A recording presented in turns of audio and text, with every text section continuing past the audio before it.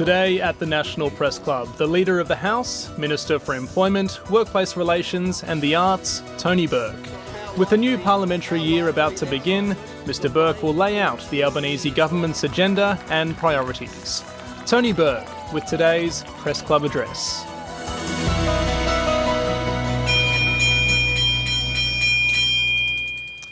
Good afternoon, ladies and gentlemen, and welcome to the National Press Club and the first Westpac address for 2023. My name is Laura Tingle and I'm the club's president. With Parliament resuming next week, Tony Burke addresses us today ahead of what will be a challenging political year, most notably as a result of the debate about constitutional change to recognise Australia's First Nations people and to give them a constitutional right to be heard by government and the Parliament through a body to be known as the Voice. We are traditionalists here at the National Press Club, and the tradition in recent years has been for the Prime Minister to kick off the official political year with the first Press Club address. Anthony Albanese says the political year has been well and truly underway, more or less since New Year's Day, but we're looking forward to hearing from him later this month. I'm sure no one should read any leadership aspirations they're so 2020 or something, into the fact that our speaker today willingly offered to step into the breach. The job of Leader of the House of Representatives is to manage the business of the government in the lower house, legislation and everything else that happens during busy parliamentary sessions. So there is no one better to brief us on that and on the cultural policy he unveiled in his capacity as Arts Minister on Monday than Tony Burke. Please join me in making him welcome.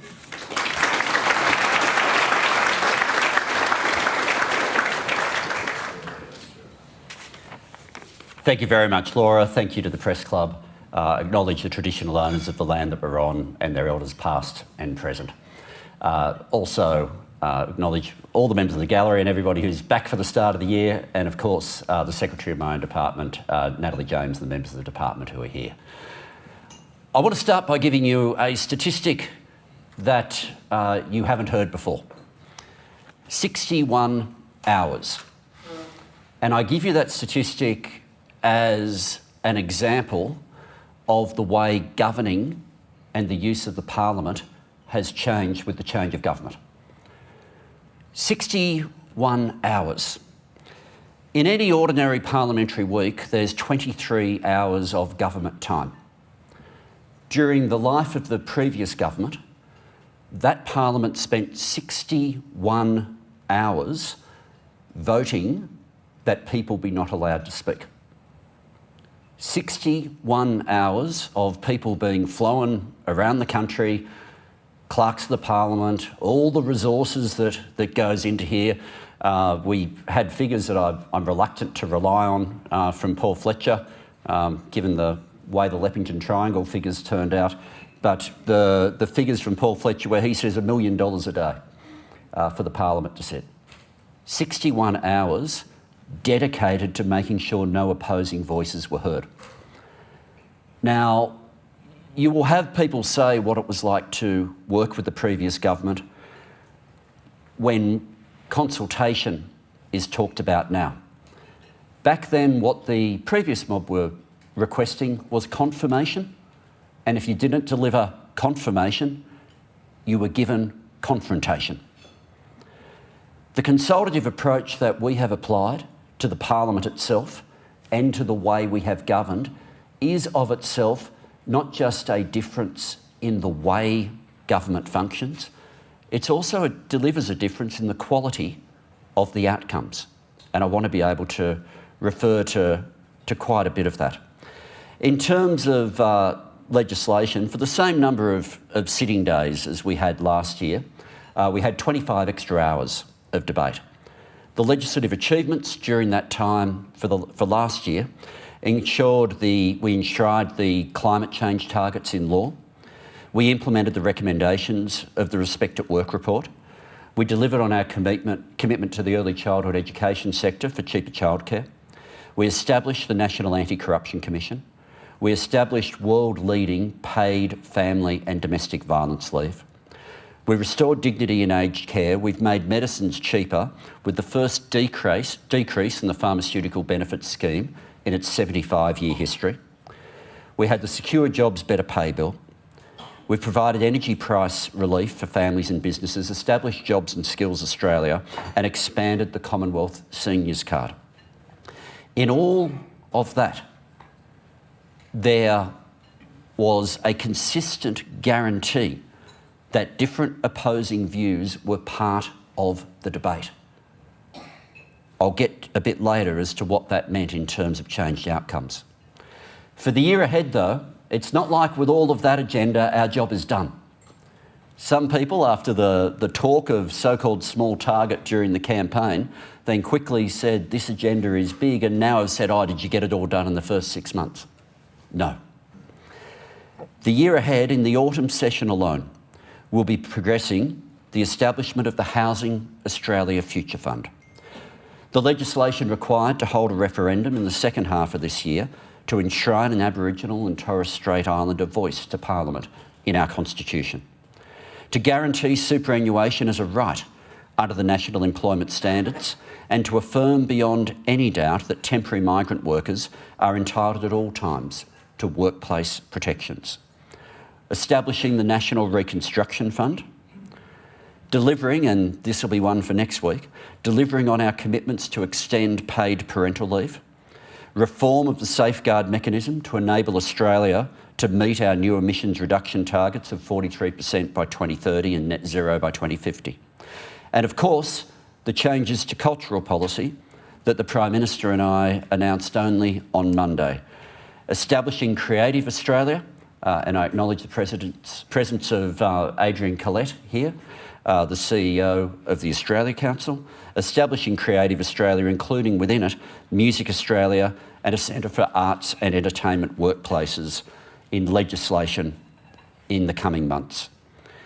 We will also, and we will be dealing next week, with the legislation to protect what was thought to be presumed, and that is the recommendations of the Bell inquiry into Scott Morrison's secret ministries to make sure that it never happens again. Later this year, there will be further legislation to abolish the Administrative Appeals Tribunal and replace it with an administrative review body that actually serves the interests of the Australian community, to implement a new package of national environmental legislation as outlined in the government's Nature Positive Plan, to deliver on the remainder of our election commitments in my own workplace relations portfolio, and I'll say more about that a little bit later, and to set obligations for streaming services to make sure that there are Australian content obligations, whether you are watching your television through free-to-air on the public broadcaster, whether you're watching through cable television, or whether you're watching through a streaming service. The way the Parliament itself conducts itself has changed in two key ways. It's changed as a result of the recommendations from Kate Jenkins, and it's changed as a result of some standing order changes and a different approach that this government has taken to the Parliament itself. The Kate Jenkins recommendations are seen right through to the sitting calendar itself. The fact that we are now not sitting it during school holidays makes a real difference for a Parliament where more of its members look like modern Australia. The fact that there is 1 week of school that we are avoiding, quite deliberately, this week, is because we want it to be possible to be a Member of Parliament and still to be around on the first day of school with your family. Notwithstanding that I'm here. We've also, for example, when somebody goes on leave of absence for parental leave, the Parliament formally votes that they're on leave of absence, but then as a result of that, they have no way, traditionally, of being able to continue to engage or to represent their electorate during that time. The Federation Chamber, the second chamber to the House of Representatives, will now be available, where members who are on formal official leave that's been voted on by the Parliament will be able to deliver speeches from their electorate office beamed into the Parliament, so even while on parental leave, they'll still be able, in a way that's effective, to get the comments that they need to get into the Hansard on behalf of their electorates. And we also, of course, have establishing the Parliamentary Workplace Support Service. And next week, on Wednesday, the annual statements will take place to the House of Representatives, and a similar process in the Senate, in terms of party leaders and members of Parliament being able to update the House on making sure that not only are we delivering a better Parliament, we're also delivering a decent workplace for the people who work in the building. They're the Jenkins recommendations, and we've been responding to all of those.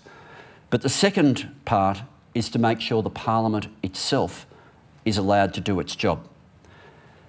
If you ask anyone what's the job of the Parliament, it doesn't start for anyone with that 61 hours of spending time making sure that voices are not heard.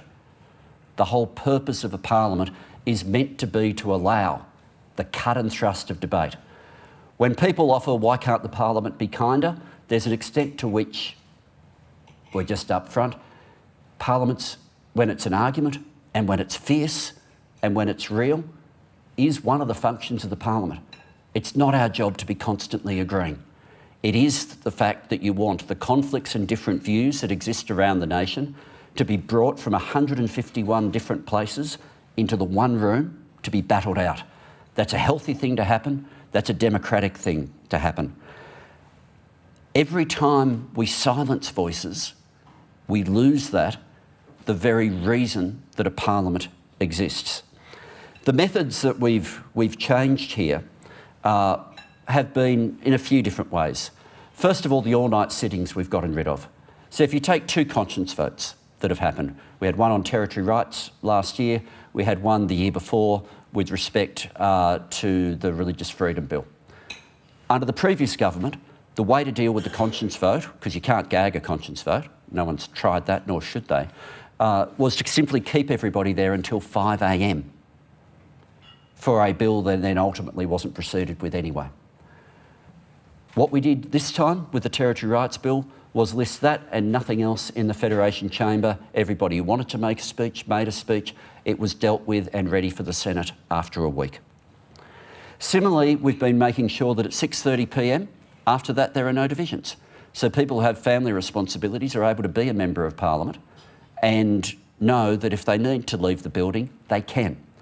Having that has had a couple of impacts, one of which is it has been a way of more people leaving at 6:30 p.m. at a more reasonable hour, and that has been one of the impacts on the drinking culture that historically has existed within the building. We have also, and this is something that can't be enshrined in standing orders, can only be done with the goodwill of a government that wants to work with the Parliament, said that the Senate is not the only place where you'll deal with amendments. We have, for example, on the climate change bill, 7 different amendments which were moved from the crossbench, which became part of the law. On my Secure Jobs Better Pay bill, there was a set of amendments moved by the crossbench. On Respect at Work, there was a set of amendments moved by the crossbench, carried by the Parliament. We can't have a situation where the different voices are only heard in a hung Parliament where they need to be. People are elected with a range of views representing Australian citizens.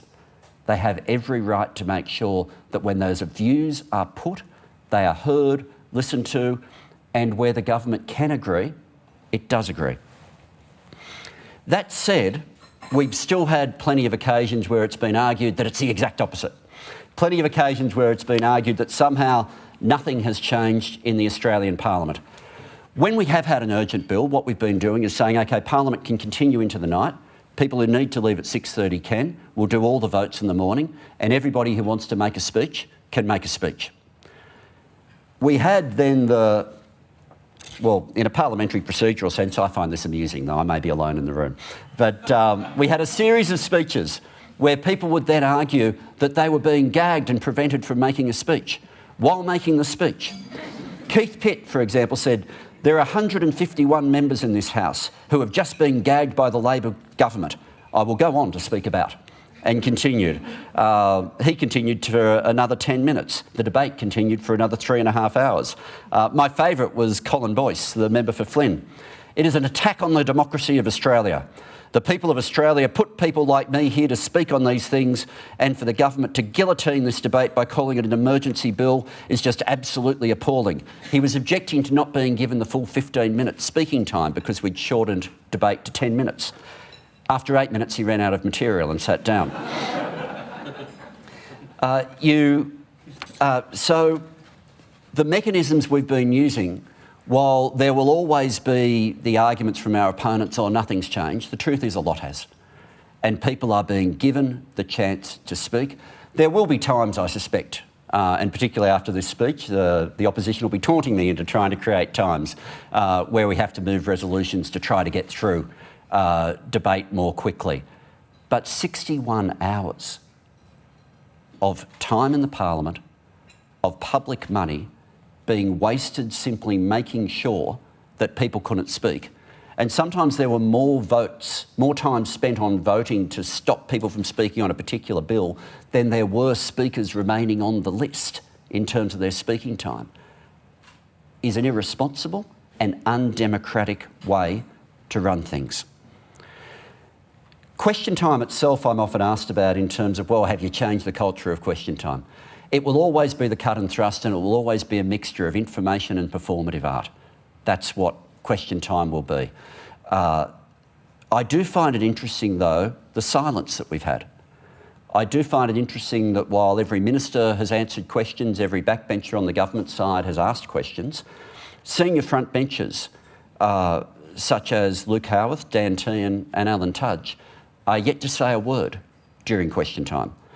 Some of our ministers, the Minister for Education, Jason Clare, Communications, Michelle Rowland, Ed Husick, Pat Conroy, yet to be asked a question by their opponents. In terms then of workplace relations and a bit about the agenda going forward. When the Secure Jobs Better Pay Bill reached in the House of Representatives, it's time to discuss amendments. After consultation with business, I moved amendments 1 to 100. Government amendments where we already had the numbers in the House for the bill, but amendments being moved as a result of consultation, principally the changes with as different things that business had asked for, some of them that had come from the union movement as well. My political opponents mocked us at that time, saying, you're losing control. I actually take it as a strength that we had been listening, consulting, and where changes could be made even before it got to the Senate and you had to make changes to reach a majority, those changes were occurring. The agenda for this year for workplace relations will involve a lot of the election commitments that we hadn't dealt with last year. We have time this year, and so while there'll be some legislation that comes up in the first half of the year, the more controversial parts of our election promises that we haven't yet dealt with will be in the second half of the year. The consultation will start next week. So next week, I've now called a meeting for Wednesday with both the leading business groups and unions. So it'll be ACCI, AIG, the BCA, the Master Builders, National Farmers, the ACTU and COSBOA I've invited as well, to be able to start the consultation now on legislation that won't be introduced until the second half of this year.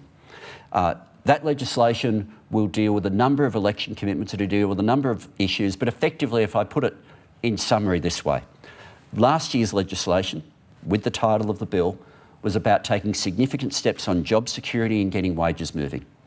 This year's legislation and the election commitments we have to get to is about closing loopholes that can undercut the principles that we put through last year. So the issues that we'll start the consultation with on Wednesday, and some of this consultation my department have already got moving on last year, but this will be the beginning of it with me directly involved.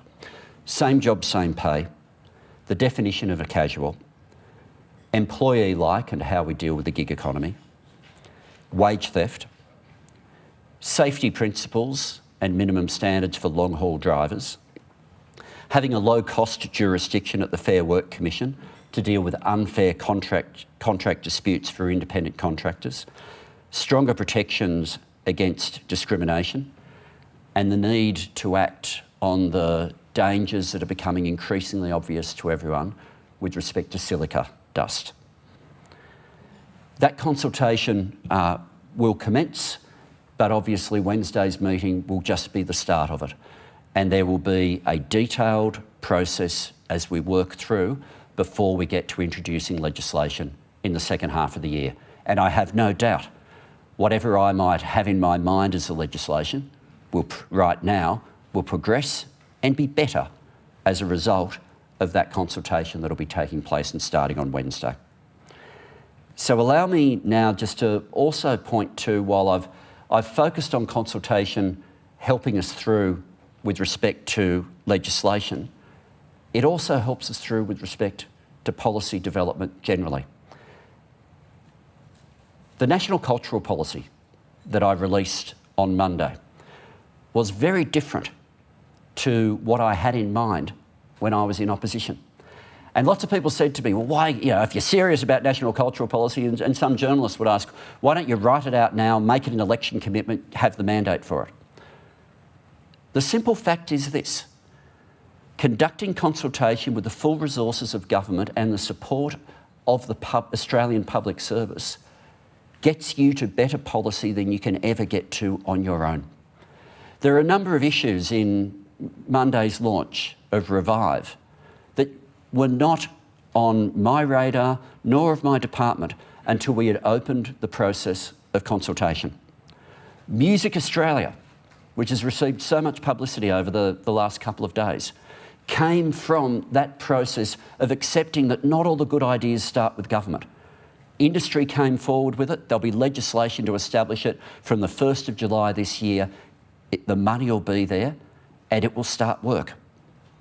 Similarly, for here in Canberra, the concept of sharing the collection for the National Gallery of Australia came from a submission from the National Gallery. And what that will mean from the submission from both Ryan Stokes and from Nick Mistovich is that a collection where 99% of it, it's all great, but 99% of it is always kept in darkness at any point in time, will start to find its way to galleries around the country on long-term loans. So not here's the National Gallery on tour, but here's a work which you have for a period of something like 10 years that makes your gallery a destination and gives you a destination exhibit. It's a completely different way of using the National Collection, but it's a lot more useful than works being kept in darkness. The third one that has received a lot of publicity that came from consultation is the National Poet Laureate. As I mentioned in a speech last year when we were just talking about the concept before the government had committed to it, we're not the first to do this. Governor Macquarie beat us to this with Michael Mossy Robinson, who in the articles that you've read over the last couple of days, it's been made clear that he was paid to be the Poet Laureate with 2 cows. What's not often mentioned is he was a convict actually sent here, and his crime was for writing rhyming couplets. He was sent for the crime of poetry, where his poetry had been bagging out a politician that he then tried to use as blackmail. And this is the risk that every minister knows you have with artists. But yeah, he was paid in 2 cows. And when we think, what a silly little payment, let's think in terms of authors today. The average annual income for an author in Australia is $18,200. In today's dollars, that's 9 cows, half a bull. That's the current rates. So what this will mean in terms of elevation of the sector and treating all of our artists and arts workers, as being part of a real industry and a driver of the economy, as well as something that touches our soul, is something that warrants the attention of a national policy. Looking forward, the consultation will continue though, and the area of consultation that's probably most significant is what we have to do with respect to streaming. Streaming, and some people will say, well, will you commit to the 20%? Where are you at? The reason we haven't committed to a number is because the consultation is real. And there's a few moving parts here. One of the moving parts is, what do you define as Australian stories and Australian content? Some people have put together statistics where they'll say, oh, the streamers are already meeting 20%, nothing to worry about. Very few Australians, even though I saw the movie, I love the movie, but very few Australians watch Elvis and think I am watching an authentically Australian story. So there are two issues here that we need to work through. To what extent are the quotas are about Australian jobs, and to what extent are they about Australian stories? How do we work those principles through actually affects what percentage you ultimately land at. That consultation will be happening, will be led by Michelle Rowland and myself, and we'll be working through those principles and introducing legislation in the second half of the year. But what I've largely spoken about today is how we benefit from listening to views. We benefit from listening to good new ideas, and we benefit from listening to people who are opposed to us. If you don't have the courage of your argument to be willing to listen to the opposite argument, then it may say something about the argument you're advancing as well. But I also, not as Leader of the House, but as Australia's Arts Minister, just want to remind as well, it's not only ideas and views that we benefit from. Some of you will remember back to the days of the Hawke and Keating government when Paul was Treasurer and he had a house at Red Hill that used to be a diplomatic residence. And on a Sunday afternoon, he would bring colleagues around, John Button, John Dawkins, a series of them, and they'd talk about the cabinet agenda. One day he stopped the proceedings with his friends and said, I just want you to listen to this, and had a Mahler album of Symphony No. 2, Resurrection, and put it on, played it, and everyone had to be silent.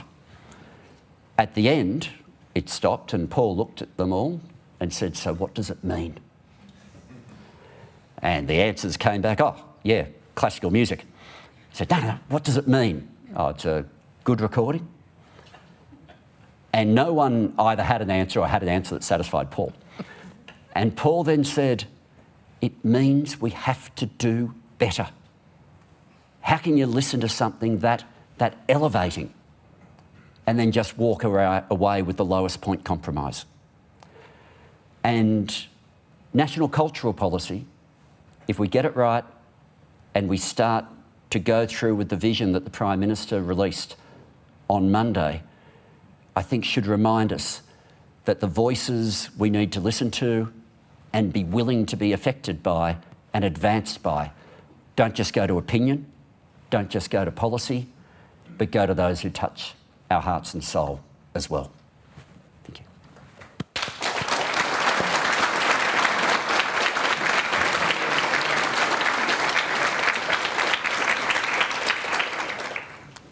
Thanks so much, Minister. The voice is obviously going to be a really dominant issue in the Parliament as well as in the national conversation.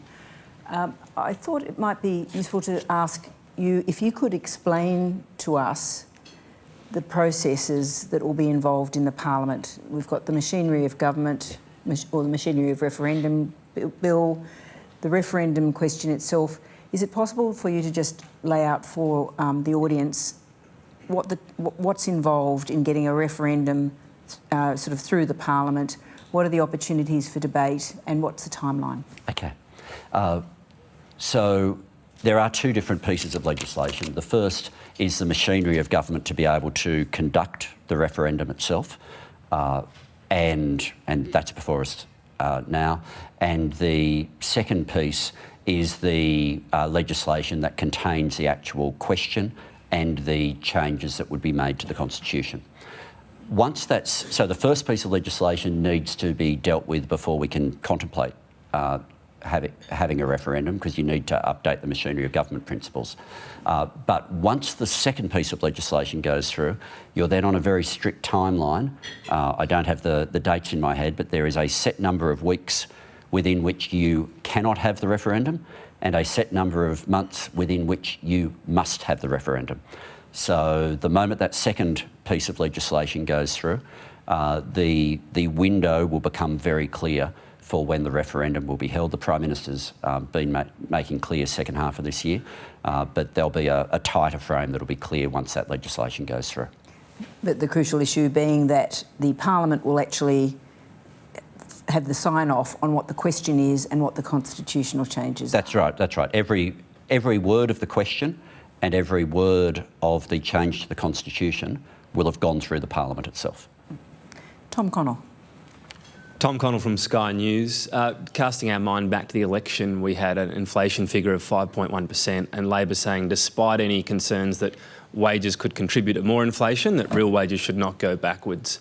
Inflation is now 7.8%. Does Labor still hold that view? The Prime Minister answered this yesterday, which is we're going through a cabinet process.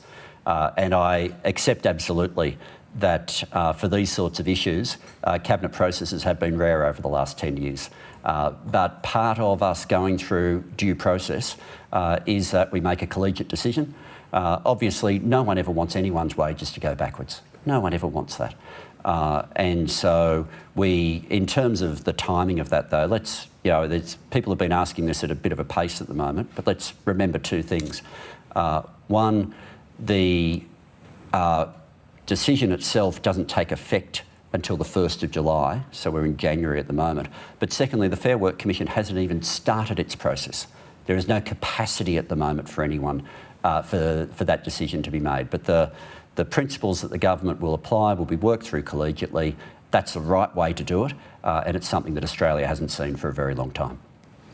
Rosie Lewis. Rosie Lewis from the Australian Minister. Your government has proposed laws to criminalise wage theft, which you referenced in your speech. When caught out, employers often argue their conduct was inadvertent or they seek leniency. Do you expect any bosses to actually be jailed under your proposed laws, and what would the bar for jail time be? Okay. These are issues which will be part of the consultation that I just described. And that consultation's real. In terms of there are three different categories that we need to be able to work through as we put these laws together. The first are the people who inadvertently make a complete honest mistake. The second group are the people where it might not have been deliberate, but they were reckless to the extent of really not making an effort to do the proper checks, and they had the capacity to do so. And the third group are people who were absolutely eyes wide open that they were ripping staff off. And so what we'll be working through is how do you deal with those three different categories? And certainly for the final group, criminal penalties are clearly applicable there. How do you then work through the rest? Because the other thing you want to do is you want to make sure that you keep an incentive for businesses to find out themselves and come forward and say, this has gone wrong and I want to fix it. So you want to keep those incentives in place while also creating enough of a disincentive that people are really strict on making sure that people aren't being ripped off in the terrible situations we've seen. Some of the examples that we've seen, probably the most glaring was 7-Eleven, but there's, we can't, I've put it in these terms, we can't continue to have a situation where if the employee steals money from the till, it's a criminal offence, and if the employer steals money for the worker, it's not, and we'll be fixing that this year. David Crowe. Thank you, Laura. Thanks for your speech, Minister. David Crowe from the Sydney Morning Herald and the Age of Melbourne.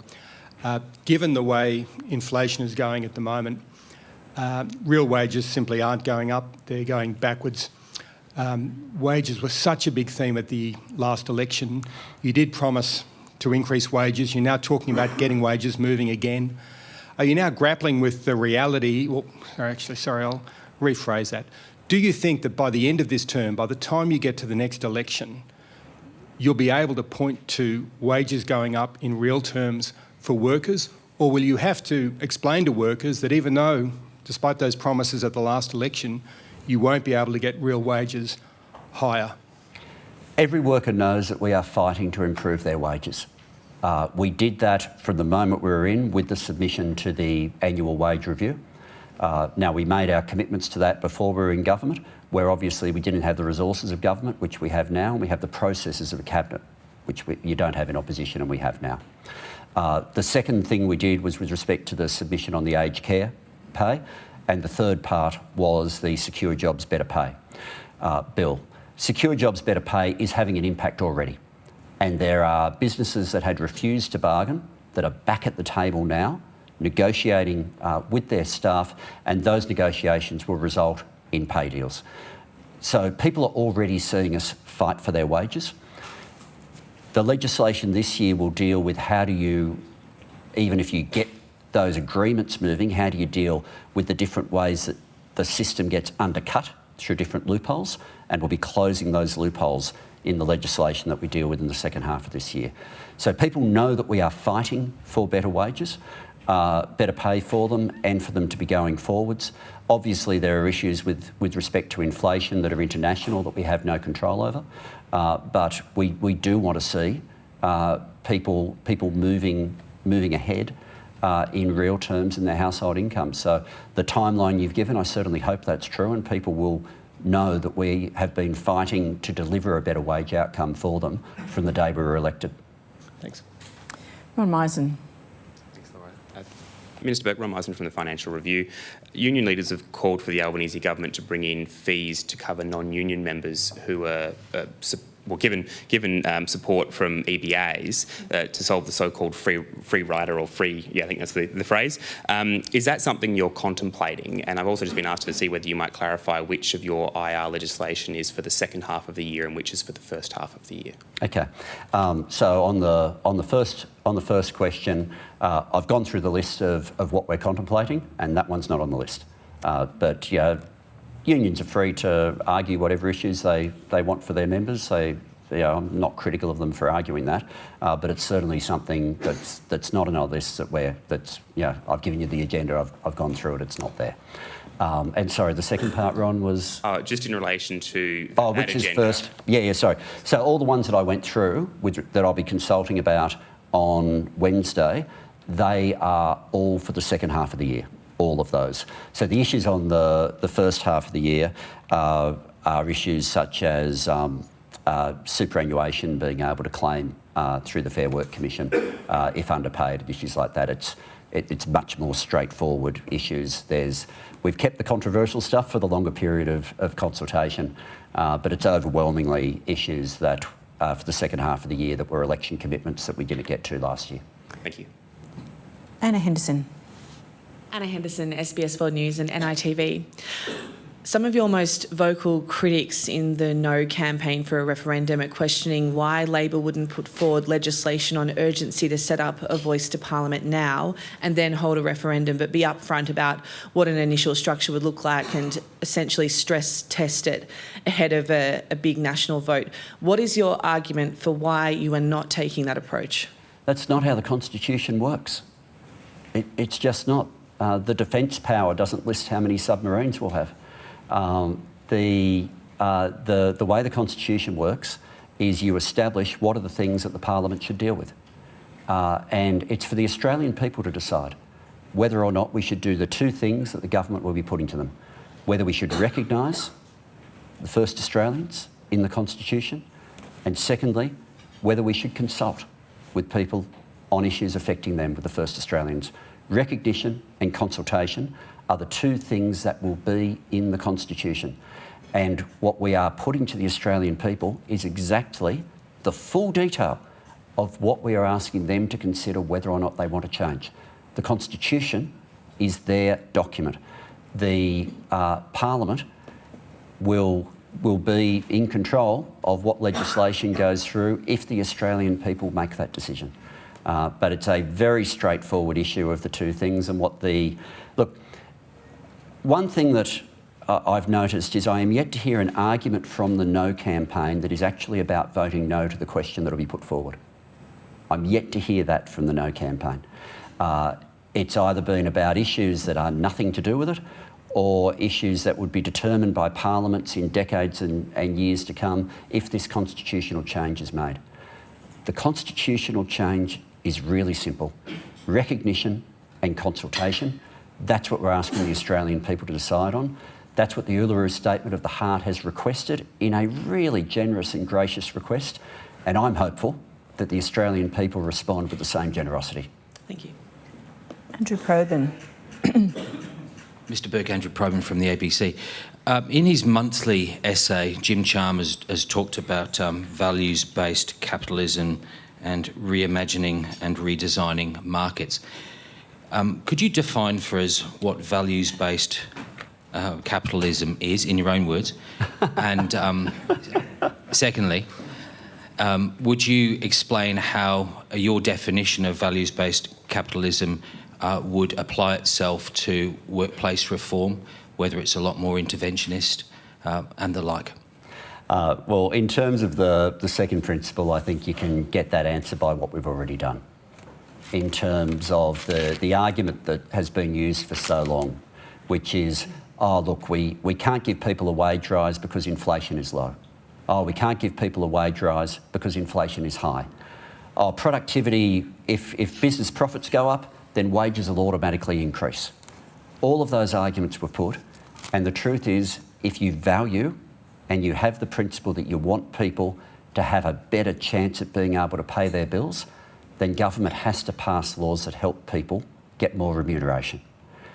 That, in terms of principles that make a difference to people's lives at home, is huge, and it is exactly what we've been doing and what this year's agenda in terms of the legislation I went to will go to as well. The only other thing I'd say in terms of the first half of the question, with the different comments that have been out there, I think you can actually find a lot of these values in the mission statements of major companies. You can actually find some pretty strong values in the various mission statements that are put forward by the BCA itself. So I know there's been a rush to say, oh, how can we deal with anything like this? Have a look at what a whole lot of major companies put in black and white as the principles that they espouse as mattering. It's a lot more than bottom line. For government to be backing those concepts is right and proper, and I'm really glad that Jim's written the essay. So in your own words, what is No, I've given you the answer. Capitalism? You get one go, I've given you the answer, and I explained. It's not going to be in the terms that you want, but I've given you the terms of my answer, and I hope you loved it. Well, thank you, Minister, for imposing that discipline. It's obviously the parliamentary experience. Ben Westcott. Thank you very much for your speech, Minister. Ben Westcott from Bloomberg. You spoke a lot about consultation in your speech, and during the first few months of the government, there was the Jobs and Skills Summit, which was a major point of consultation. But over the following months, there were some complaints, particularly from business leaders, that the consultation had not been as thorough when it came to multi-employer bargaining, and then later on, when it came to the gas price cap, there were complaints from business that it didn't feel it was being listened to. You talk about now next week, or you're going to meet with business and union leaders again. How can business be sure that your consultation is genuine? For any of the criticism that was made last year, you would be hard-pressed to find a business leader who says that the previous government consulted more than we did, even on that bill. But notwithstanding that, business have asked for there to be a higher level of consultation than there was last time. I think that's reasonable. We've got time to be able to do it. And so rather than, just focus on the non-controversial areas that we're dealing with the bill in the first half of the year, I thought it's right and proper. Let's start the consultation now on what the Parliament won't be dealing with until the second half of the year. That won't change the fact that consultation doesn't mean what it meant for the previous government. I'm not asking for confirmation, and if people disagree with me, they're not going to suddenly discover that they've got confrontation. What will happen, though, is different issues will be put where there'll be a case where we think, we can make that adjustment and it will work better.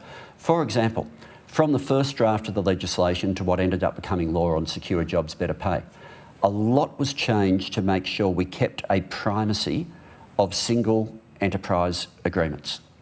That's part of why we're now seeing people come to the table in ways that they didn't used to. The push for that primacy of single enterprise agreement came from the business organisations. It improved the bill. It caused me to move amendments in the House, and there were further amendments to do exactly that in the Senate. So while I think you sort of got three stages, you've got the lack of consultation that used to happen under the previous mob, you've got the Jobs and Skills Summit and the genuine changes that did happen last year, and you've had a higher level of consultation and engagement, which business have requested for this year, and they'll get. If I could just pick up that point about both consultation and higher wages, What's happening with the implementation of the aged care Fair Work decision, and what role is the government playing in that? So the government has made... So the Fair Work Commission came out initially with an interim report with a 15% pay rise concept there. They have then asked the parties to come back on how that might be timed. The government submission's been made on that and it is public in terms of 10% and 5%. And that will be sorted through in the Fair Work Commission as to what the Commission just determines on that timing. Then the Fair Work Commission will do more work in terms of, particularly for other people, ancillary staff in aged care, who weren't necessarily assisted by that first decision. And where they land on that, I don't know, obviously, but that's the further process that will happen. So what sort of timetable are you looking at for people who are still just hanging out for some more money? Yeah, it is reasonable to presume that this year, normally pay increases come around, 1st of July is the normal time that these things happen, but it's in the hands of the Commission when they take the next round of evidence to be able to set exact dates on that. But there is no doubt that aged care workers will during the course of this year be being paid significantly more than they otherwise would have had because there's been a change of government and a government that was willing to advocate a pay rise at the Commission. Katie McLeod. Hi Minister, thanks for your speech. Katie McLeod from the NCA Newswire. You spoke today about how your government is changing Parliament and delivering a decent workplace for the people in the building. How is it then that the Commonwealth is facing legal action along with an independent MP from a member of staff who claims that her boss tried to sack her for allegedly working unreasonable hours? Does the fact that this has arisen 6 months from the election reflect the fact that there's more work to be done to improve conditions for workers in Parliament? And just on this particular case, could it have been avoided if the Albanese government hadn't cut the number of staff that independents are allowed to have? Okay, thank you for the question. First of all, no one in the room, me included, knows the facts on this particular case. None of us do, and so it's difficult for me to really offer much other than there's a system to be able to deal with it. Secondly, we have followed through on the recommendations from Kate Jenkins. We've established, as I said in the speech, the Parliamentary Workplace Support Service, so various institutional changes have been made. There is no level of institutional changes that anyone can make that will eliminate all disputes. There will be occasions when there are disputes, and so I don't think zero disputes should ever be the test as to whether or not a system's improved. There's no doubt a lot has been done, and when you hear the speeches on Wednesday from the party leaders, I think it'll be pretty clear some of the changes that have been made. But that said, I don't think any of us can comment on in any detail really on that particular case because none of us know the facts. On the final part of what you've asked in terms of number of staff, I don't think there is a single office, government backbencher, opposition backbencher, minister, frontbencher or crossbencher office where all the staff aren't working incredibly hard. But certainly we made a decision on the number of staff for crossbenchers based on the original ask was that the crossbenchers would receive more additional staff than the Assistant Treasurer would have. And certainly that was something that was viewed as simply not tenable. Thank you. Paul Karp. Thanks very much for your speech. In answer to Ron's question, you've said that bargaining fees are not on the list for the Industrial Relations Bill this year. Could I please ask why? Is it because you don't think that free riding is a problem, or that this is the right solution, or that you don't want to imperil a bill to pass your election commitments, but you could come back to it later? All my focus and all the government's focus has been about getting people better job security and about delivering on getting wages moving. And that's been what our focus has been. There's been no discussion within government on this issue at all. And we will be flat out on the different issues that we'll have to deal with to be able to get wages moving. Be in no doubt, after we put through the Closing Loopholes Bill, which hopefully makes it through both houses of Parliament this year, someone will try something new Someone will go to the courts and try to find a new way of undercutting wages. Someone will come up with some new model to try to see wages run down, and we'll come back trying to close further loopholes. Getting wages moving and delivering job security in a country where you have an extraordinary number of people without any access to leave is a huge task. And so in terms of priorities, this simply isn't, it's not on this year's list, it's not on any list that I have. But is it a loophole that employees get the benefit of union negotiated pay rises if they are not union members and don't make any contribution? No. I hear your point. I'm not critical of the unions for making the argument. I'm simply saying there is no government policy about to happening that goes down this path. You rule it out then? I've said there's no government policy about to happen or that's happening here. Julie Hare. Mr Burke, thank you for your speech. Julie Hare from the Australian Financial Review. Labor frontbenchers, including yourself, have some of the most multicultural electorates in the country. Is the voice among the top issue raised by your constituents? And are you confident the people of Watson will vote yes? Well, first of all, I'm not going to presume on the people of my electorate. They will make their own decisions. I'll be encouraging them to vote yes, and you know, there's been some occasions when there's been national votes where they voted yes. There's been occasions when they voted no. In my part of Sydney. As a multicultural nation though, people have, particularly when you consider some of the places that people have fled in my part of Sydney, they have a very good understanding of how there can be occasions where the first peoples of a land end up doing really badly.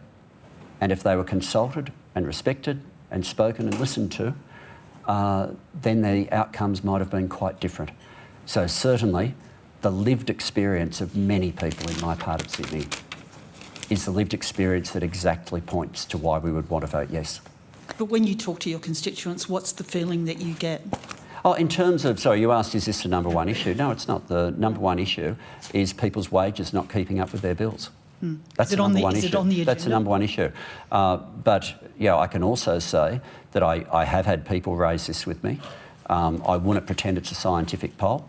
Maybe the people who disagree are avoiding the conversation, but certainly I'm yet to have someone come up to me and complain about it.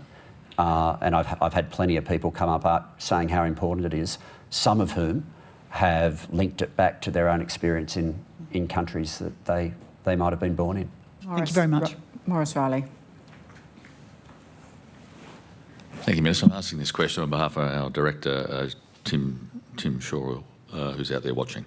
Minister, can you rule in or out that 20% of Australian streaming quota plans are new Australian stories and doesn't include reruns of Skippy the Bush Kangaroo and Number 96?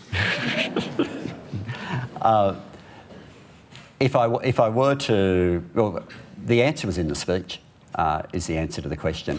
There's a whole lot of moving parts here. One is the percentage, which is what most people have focused on, but the other, as this question focuses on, is what do you include within the Australian content? Is it all new? Is it not? Of what's new, how Australian does it have to be? These are all principles which have been dealt with in a different way with respect to free-to-air. Now, with free-to-air, you've got a different way of doing things because you've got set broadcast times. So you can say at this time of day, you know, as we used to, this time of day has to be children's, this time of day, you've got various Australian content. Used to have a guarantee of scripted drama that the previous government got rid of. So with free-to-air, you can do it that way. With streaming, we have no control over what time people watch or ultimately what they choose to watch. So you have to approach it in a different way. I know the Shadow Minister said, oh, this will mean we end up having 3 different systems. We already have 3 different systems. We have a system on free-to-air TV of particular quotas. We have a system on Foxtel of a dollar amount, and we have no system at all on streaming. Complete free-for-all. That can't go on. So what we announced on Monday is from the 1st of July next year, there will be Australian content obligations for the streaming services. First half of this year, Michelle Rowland and I will be working out exactly what the formula, exactly how you cut it, what that is, with genuine consultation with all three stakeholders. Yeah, there are three groups that have a lot at stake here. You've got the people who produce the content and the actors and all the people in the industry. You've got the streaming companies themselves, and you've got the Australian audience that has a right to make sure they get to see stories that reflect them on their own screen in their own home. Second half of the year, we'll have the legislation. Tom Connell. Second go at it.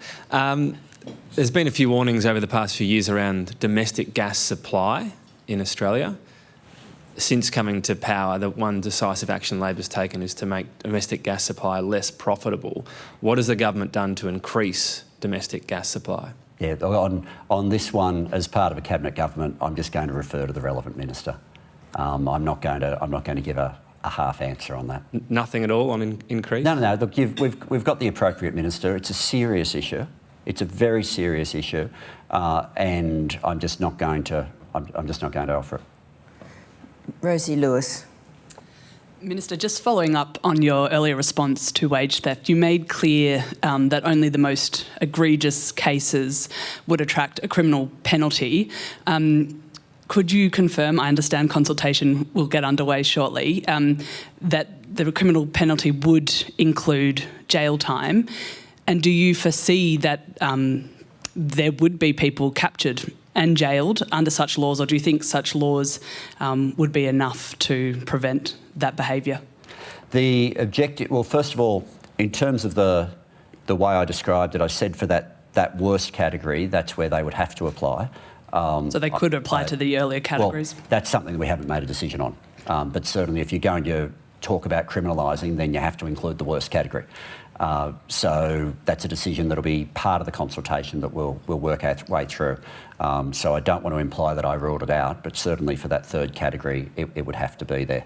The hope with criminalising anything is that the law doesn't get used because it has a behavioural effect. That's always the hope. The reality often is, sadly, that you end up having a couple of fairly high-profile uses of law before the behavioural effect takes place. I hope that's not the case. You sort of have two worlds. One world is where people continue to be ripped off and people get jailed. Well, that's bad for the people getting ripped off, and it's not too great for the person who suffers a criminal penalty. The alternative world is one where the mere fact of criminalising gives a behavioural change. And think of it in these terms. People are used to the fact that you have to comply, and people say, oh, it's too complicated. People are used to the fact that you have to comply with tax law. So you make sure you get your tax return right, and you get some advice to make sure you're getting it right. People are used to the fact that you have to comply with planning law. And so if you're undergoing a major build, you get some advice to make sure you get your planning law right. There has been an attitude for too long that you can second guess your employment law. And that's part of the story of the underpayment scams that we've seen over the last few years. That there's been a view that, oh yeah, we don't have to take this as seriously paying our workers as we do paying the Commonwealth or as we do complying with local government. Well, I want to see that behavioural change. And I have no joy, to be honest. Of all the things that we'll be dealing with, I'm least excited about criminalising wage theft. I have no joy in doing it or that we have to do it. But from what I saw, particularly during the last term, I have no doubt whatsoever that it will take something like this to deliver the behavioural change. David Crowe. Thank you again. On arts policy, Minister, a quick question on one of the things you spoke about last year that there's been some reaction to this week, setting, perhaps in legislation, a minimum pay for performers. I know the Greens want that in law. Do you think you would put that into law? And while we're on arts, you want a poet laureate. Who do you think should get the job? Could it be Paul Kelly? Could it be Sia? Could it be Nick Cave? You're a muso. I personally don't think Bob Dylan should have got the Nobel Prize, but do you think a muso could be the poet laureate? Okay, let me deal with the poet laureate. Sorry, what was the first half? The first one was about minimum pay for performers. Minimum pay, okay, I'll deal with that first because the second part's funner. On minimum pay, I have not ruled out that we ever get there. I wasn't able to get there in the 7 months that we were consulting on national cultural policy, because you want to make sure that you don't end up with perverse outcomes. For example, if we think of the volunteers at various festivals, if someone's getting their tickets and they're performing as part of getting their tickets and their accommodation, to what extent are they a volunteer? To what extent is that a payment? How do you deal with that? What should the rate be? What does that mean in terms of smaller venues? Like, working all of that through is complex, and it's not something I would rush to. I am deeply frustrated, and always have been, at the presumption that every artist, when they're asked to help with something, is presumed that they'll do it for free, or that exposure is their payment. They are workers, and in many occasions musicians who have this request put on them, some of whom have been training in their craft since the age of 3 or 4. We talk about how long doctors train. Musicians and the work and discipline that has gone into their craft is extraordinary. To have them on such low rates of pay is horrific. Exactly how you fix it, I wasn't confident that we had landed on the answer yet. Establishing the Centre for Arts and Entertainment Workplaces, a lot of its most important work will be about delivering safe workplaces, but there'll be questions of remuneration that the Centre works through as well. So this is a journey where we need to find our way through.